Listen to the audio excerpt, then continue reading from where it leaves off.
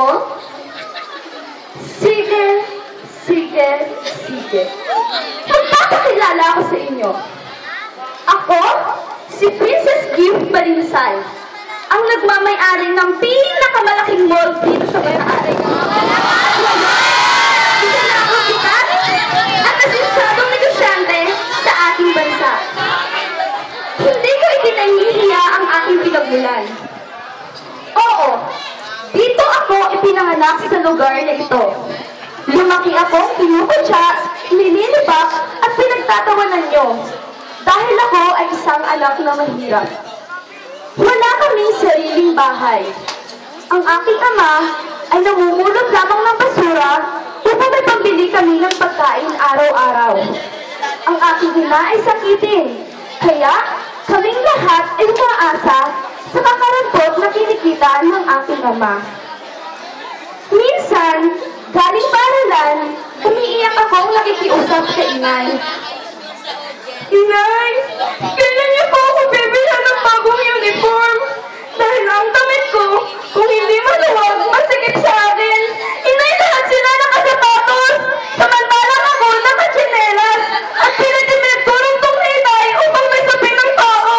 Inay, lahat sila may baon. Bumibili sa kantin tuwing recess. Samantalang ako, nakatago sa sulok. Dahil ang baon ko kung hindi nilala, inihaw na saging. Inay, gusto mong maging katulad nila. Kaya nga minsan gusto mong managinip na maging katulad nila. Pero wala. Inay, naawa ko ako sa sarili ko. Inay, maawa ko kayo sa akin. Gusto mong maging katulad nila. Inay, naawa ko ako sa ganitong buhay. Inay,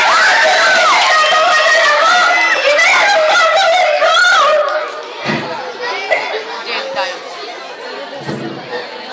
Malungkot na sumagot sa akin si inay. Anak, ang magandang kinabukasan ay hindi nakadepende sa bagong sapatos, masarap na pagkain, at magarbong buhay. May awa ang Diyos. Alam niya ang laman ng puso natin. Kaya dapat, kung anong meron ka ngayon, ay pasalamatan mo sa Diyos. Dahil ang lahat ng yun ay biyaya niya sa atin.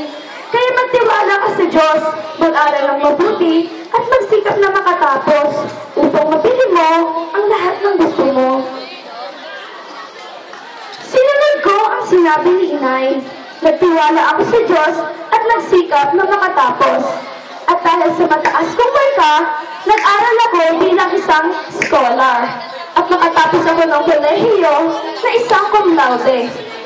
Kaya ngayon, isa na akong matagumpay na negosyante. At marami nating mga kababayang Pilipino na mahirap ang binigyan ko ng trabaho. Maraming kabataan ang aking pinaaral at tinulungan.